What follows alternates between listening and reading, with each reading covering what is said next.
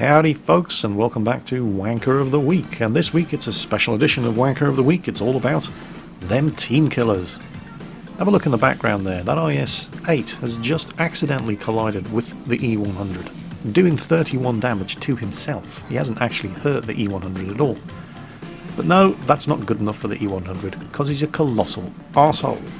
He then immediately does over 700 damage to the IS-8, and then starts trying to push him over the edge into the ravine on the side of this embankment. Now, Theo here in his IS-4 has absolutely no idea that this is going on at this point. He's more occupied with the artillery that's shelling him and the tanks that he's fighting in front of him. But he soon becomes aware of the massive cockbaggery of this E100 driver, who is now trying to push this immobilised IS-8 up in front of a whole bunch of enemy tier 10 tank destroyers. Theo immediately blows the E100's tracks off to try to give the IS-8 a fighting chance. He didn't actually do any damage whatsoever to the E100, all he did was immobilise him. And Theo's quite prepared to let matters rest there, but this E100, well, this probably shouldn't come as any great surprise. He's determined to team kill Theo. Now, Theo's got a couple of choices at this point about how he can proceed. And the friendly T-54E1, who's watching all of this happen, he has the right idea. He's not firing at the E100, he's just going to report him. Theo decides to take matters into his own hands, and I'm sure we've all done it. Keeps going for the track shot on the E100, but doing damage at the same time. And while there is no doubt whatsoever in my mind that the E100 richly deserves to be team killed, the only loser in this situation is Theo, because he just got his account banned. And that arsehat in the E100 is free to continue being an arsehat to the rest of his team, not just in this game, but in every consecutive game he plays. So, what's the best way to handle this? If they haven't turned blue, the only thing you can do is submit a report against them, like the T-54E1 just did. But don't report them for team damage, because that doesn't do anything. The team damage report is just there to make you feel better about the fact that you got shot at. The automated system takes care of all instances of team damage and team killing, like this one. Once they turn blue, all bets are off. You can execute them with complete impunity. Nothing will happen to you. However, make sure you do understand the circumstances of why they turned blue. I've been in games before where a guy's gone blue at the beginning of the game and ended up being the best player on our team. Got a top gun and carried the team to victory. Don't know why he turned blue, but it's always wise to make sure you know why a tank turned blue before you just unload your gun on him. It's entirely possible that a tank may turn blue at the beginning of a game because he was taking steps to defend himself against a griefer and turned blue as a direct result of that. It does not necessarily mean that the guy who turns blue is a griefing team-killing arsehole. The Object 268 driver in this example is a clear failure at humanity and deserves everything that happens to him. But while it is undeniably satisfying to put a shot into some team-damaging, griefing scumbag who turns blue right at the start of the game as a result of deliberate team damage, it can have unintended consequences. Players being players, they don't always react in the way you would expect them to. And it's not unusual to see, as a direct result of you taking steps to defend yourself legitimately against somebody who turns blue at the start of the game, have the unintended side effect of your entire team indulging in an orgy of recrimination and team killing. Wargaming, of course, recommend that all you do is sit there, let them shoot you up and submit a report. And while that is the 100% safest way of dealing with these cockbags, it's also the least satisfying. Alec423 here, in the T-54E1, has another method of dealing with it. The IS on his team has clearly identified himself as an idiot by the messages that he's spamming in chat right at the start of the game, and takes a shot from point blank range straight into the back of Alec's T-54E1. But he's so blitheringly incompetent he couldn't even hit him from that range. Alec's doing his best to ignore him. And right up until this point, that's exactly what he was going to do. Then the IS takes half the health off the Su-152. And Alec decides, okay, screw this, enough is enough. Something needs to be done. But what exactly can you do? Submitting a report against the IS driver is probably not going to get acted on in the next 30 seconds. And shooting him up yourself is only going to result in a likely ban for your own tank. But there is a third way. Now, blocking a tank is a reportable offence, but who exactly is going to report Alex in this circumstances? The only witnesses to what's going on here have already seen what this IS is capable of. So while he is taking the risk that he may get reported for this, getting a report submitted against you is not an automatic ban. Exceeding a team damage threshold is an automatic ban, and the automatic system doesn't care why you damaged a teammate, it only cares that you did damage a teammate. So Alec is most definitely not damaging a teammate. What he's doing is pissing off this asshat enough so that he damages him so much that he turns blue. And now Alec is free to team kill the IS. Except that's not what he's going to do, because that is still just a short-term solution to the problem. If he team kills this guy will then be free to jump into the next game and continue being just as big an asshat. Alec has a much more long-term solution in mind than that. And there it is. This guy just got banned by the automatic system by continuing to shoot at Alec's tank. Result. Now you may be thinking to yourself, well, that seems like a lot of effort to go to just to deal with one idiot. I mean, he's wrecked his tank. You've now lost this game. One of your top tier tanks is effectively out of the fight. He was out of the fight anyway. I was going to do that damage to him anyway. And it's only one game. Let's face facts here. With an idiot of that magnitude on your team, this game was lost before it started. At least now, thanks to Alec, he's no longer free to do it in the next game, and the next game, and the next game. And all it cost him was one game in World of Tanks. And I think that's a fair price to pay. So anyway, on with Mingles with Jingles. The first thing I wanted to talk about this week is it's what's amused me in the news this week. And what has amused me in the news this week, unlike last week, is actually news. You know, it's proper international news. The funny thing is, it just really shouldn't be. It's such a non-issue, it's almost embarrassing to the countries involved. And it's to do with Argentina and the sovereignty dispute over the Falkland Islands. Now, before we go any further, I need to make this absolutely 100% clear. You're probably sitting there right now thinking, oh, right, okay, yeah, we know where this is going. Jingles is A, British, and B, an ex-serviceman, so we know exactly what his position on this subject is going to be. Yeah, just hold your horses there, Tex. Let's not prejudge. I need to make it clear that I have nothing but respect, and this will probably come as a surprise to a lot of you, considering that I did serve in the Royal Navy for 22 years, and I have been based in the Falklands on a number of occasions, both serving on ships and actually deployed to the Falklands themselves. But I have nothing but the highest respect for the Argentine armed forces, particularly their Air Force, who in 1982 performed their duties with great courage, dedication, above and beyond the call of duty. At the same time, I have nothing but the deepest of contempt for the Argentine military dictatorship who were in control of Argentina at the time in 1982, who wasted the lives of all of those fine servicemen.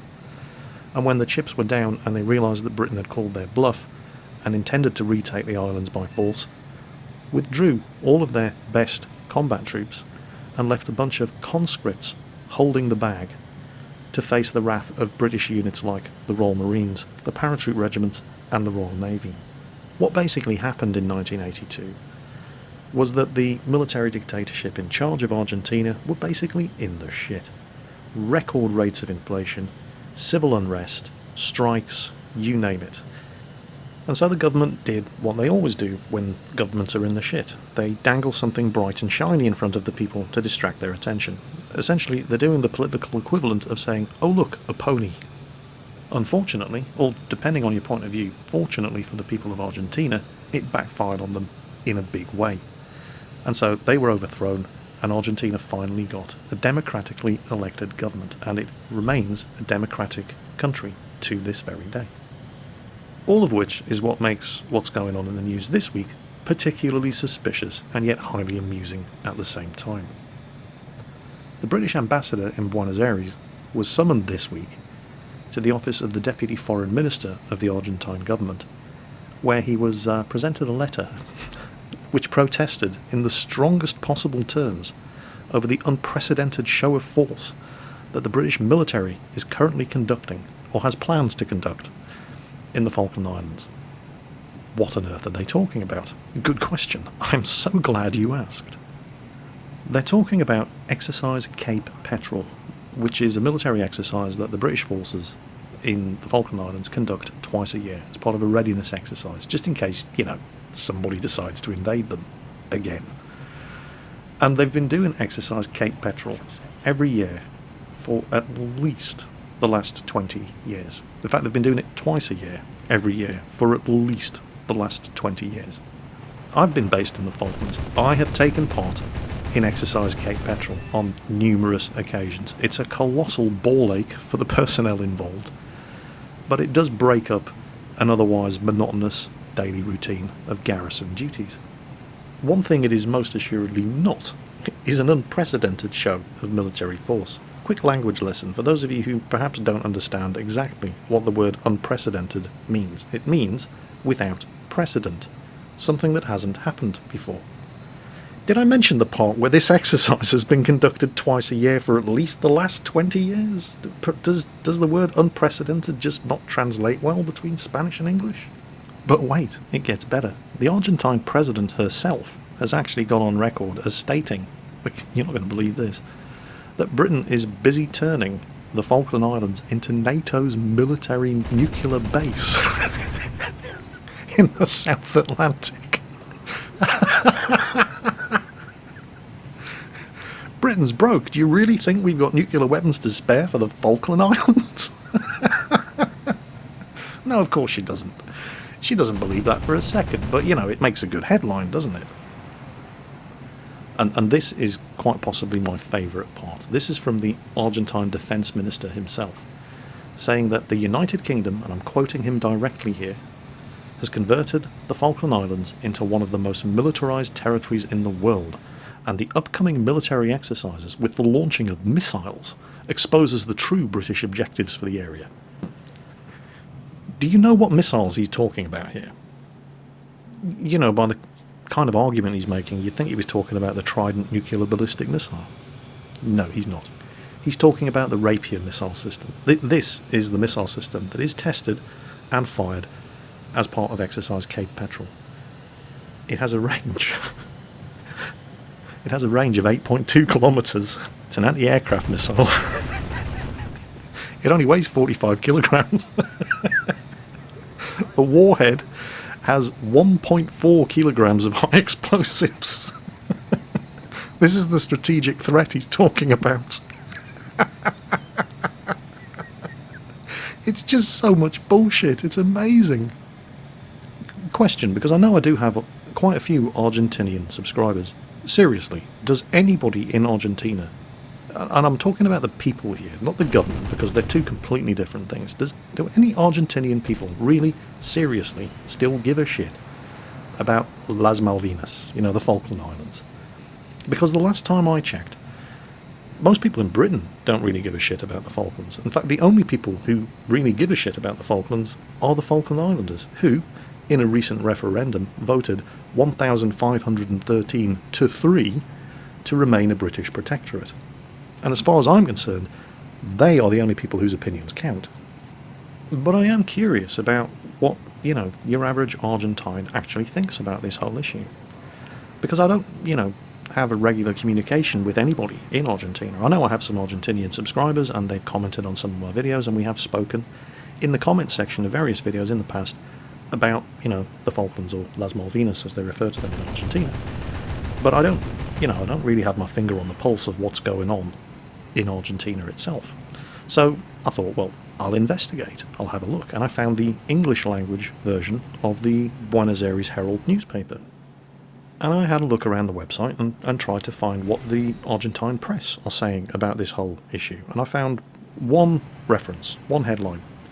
That's all I could find, because I had to really dig through all the headlines about the massive rates of inflation in Argentina at the moment, the general strikes in Argentina at the moment, the military security state that's been declared in Buenos Aires province in Argentina at the moment. And it occurred to me that all of this sounds disturbingly familiar. It's a smoke and mirrors show again, isn't it? The Argentine government's in their shit once again, and they're going, hey everybody, look, a pony. Exactly the same as happened over 30 years ago, when General Galtieri tried to pull the same shit and organise an invasion. Now, I'm not for a second suggesting that the current democratically elected Argentine government is about to stage an invasion of the Falkland Islands. I'm not saying that at all. But there's absolutely no doubt in my mind that what we're seeing once again is a government that's got its back up against the wall, it's in the shit right up to its neck, and it's pulling out a bright shiny object and going, hey everybody, don't look at that, look at this. Argentina, don't fall for that again. You're smarter than that. All the same, I do invite anybody who's watching this video, because I know there are some of you out there who are from Argentina, to post your response in the comments. I am very interested to know what you think about this whole thing. Oh, and incidentally, before anybody is too quick to judge Argentina, let me just point out that they're not the only country in the world that were ever tricked into going to war over false reasons. Somebody once said there were weapons of mass destruction in Iraq. Look how that ended up. So, that's what's amused me in the news this week, and I do realise that I am asking for trouble, talking about politics in Mingles with Jingles, but it did amuse me, and I am genuinely interested to know what anybody from Argentina thinks about this subject. So, the question is out there. Argentina, let me know what you think. So anyway, what else has happened this week? Well, it's been a big week in War Thunder, particularly the Ground Forces test server. There are actually 3 War Thunder servers up and running at the moment. There's the main live server, there's the dev server where they're testing patch 1.39, and there's the nightly server. And the nightly server is for the War Thunder Ground Forces beta test. Yes, I say beta test, not beta test. I'm English. Deal with it. Now, I was aware that, particularly because I've just bought a new PC, that I had to continue logging in to the nightly server for the War Thunder Ground Forces on my old PC, because for some reason you are not allowed to use different hardware to access the Ground Forces test server. If you try to, your account gets banned. So I've been logging into the Ground Forces test server on my old PC, which is, fine. It's more than capable of running War Thunder. In fact, all of the War Thunder videos that you've seen from the test server were captured on my old PC. I definitely don't need the new cyber bastard ninja PC to play War Thunder. At least not on the dev server. I have been logging into the live server to play aircraft in War Thunder on the new PC with no problem whatsoever. And I had heard, it was unannounced, but people were posting on the forum, that despite the lack of an announcement, that the dev server was back up again for patch 1.39, and I was very excited to get the opportunity to go back onto the dev server and have a look, because apparently the tank tech trees are there on the 1.39 test server. And a lot of people have been watching the War Thunder Ground Forces videos and getting very, very excited and saying, oh, when's this going live? When's it going live? When's it going into open beta from closed beta?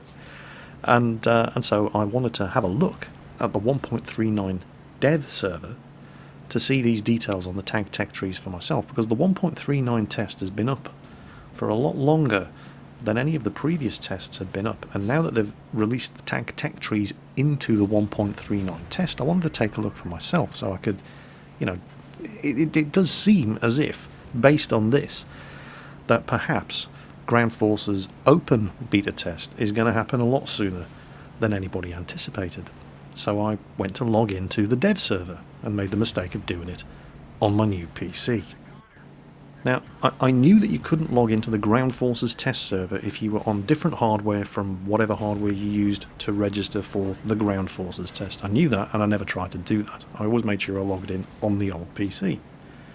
but nobody had said you couldn't use new hardware to log into the development server. And I've been using the new computer to play War Thunder on the live server with no problems, so yeah, go figure.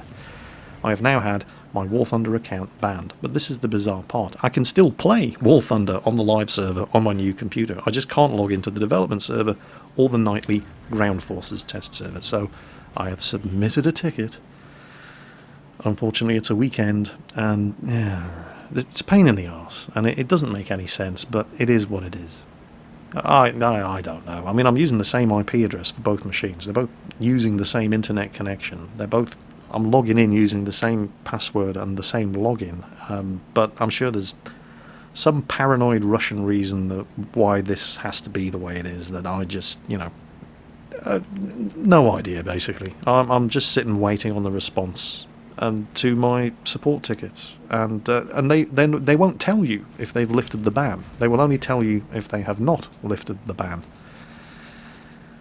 And so the only way to find out whether or not you've had access renewed is to try to log in. But the servers aren't up all the time. Sometimes they're not up until 2 o'clock in the morning, so it's just so needlessly complicated and gaijin. You so silly. The good news is I do have War Thunder Ground Forces test server simulator battle footage from Origin's livestream, which I can make a video out of, but just don't be surprised if it takes a couple of days or possibly even a couple of weeks. I have no idea what Gaijin's customer support is like or how fast they operate, but it might be some time before I get back on either of the two test servers, so now you at least know where things stand with regards to War Thunder. Oh, Gaijin, what are you like? Also in the news this week, well, not in the news, but also this week on the YouTube channel, I've been putting some Project Man Cave videos up. Not many, only 2 so far. And I know I said that Project Man Cave was now complete, but no true nerd paradise is ever complete. It's always a work in progress, and I've been buying new stuff and doing videos of them and putting them up on the YouTube channel. And this appears to have severely rustled some people's jimmies. People have been getting very angry that I've been putting Project Man Cave videos up again, and I just don't get it. Well, I do get it, it's the internet. If there's anything that somebody can get angry about, somebody is going to get angry about it. But I do get surprised when I see comments raging about the fact that I've just uploaded another Project Man Cave video, and then I remember where I am and the surprise goes away. But and there haven't been many of them. You need to put this into perspective. It's not like I'm facing a wall of text in the comments about people raging that I dared to put up a video about a Captain America action figure. That's not the case. But there have been some comments where people have said things like, "What is this shit? I didn't come here to watch videos about dolls. Where are the tanks?" Well, okay. And I appreciate that, everybody watches my videos for different reasons. Some people actually like. Not many. Not compared to the people that watch the War Thunder and the World of Tanks videos. I get that. I understand that. Most people are here for either World of Tanks or War Thunder or both. And there's people who don't watch any of the War Thunder videos, and that's fine. And there's people who don't watch any of the World of Tanks videos, and that's fine. And there are people who don't watch any of the Man Cave videos, and you know what? That's absolutely fine as well. But to tell me, this is, coming into my house and telling me what to do. If you don't like watching the Man Cave videos and you're only here for the tank videos, just watch the tank videos. Do you see how easy that was? It's not rocket science, is it? Just, exercise your right to choose, and you can avoid looking like a complete prick in the comments of a YouTube video. But at the same time, I do get it. I mean, most people don't come here to look at a video of the latest toy that I bought, and that's absolutely fine. I understand that World of Tanks and War Thunder is my bread and butter around here, and that is what I am mostly interested in as well. And so that's why the deal always has been, and always will be, that if I put up a video that is not World of Tanks, War Thunder, or a museum visit, that means that you are also going to get, on the same day, a World of Tanks, War Thunder, or museum visit video. The stuff that I put up, that is not one of those three subjects is bonus material. It means you're getting an extra video that day. And so that is the deal. And if for some reason somebody out there still has some kind of problem with this rare display of what I consider to be extraordinary generosity on my behalf, then I cordially and respectfully invite you to kiss my arse. And on that bombshell, that brings this week's episode of Mingles with Jingles to a close. As always, I hope you've been entertained by my random ramblings. Take care on that battlefield, watch your six, have fun playing whatever you're playing, and I'll catch you same time, same day, next week. Take care.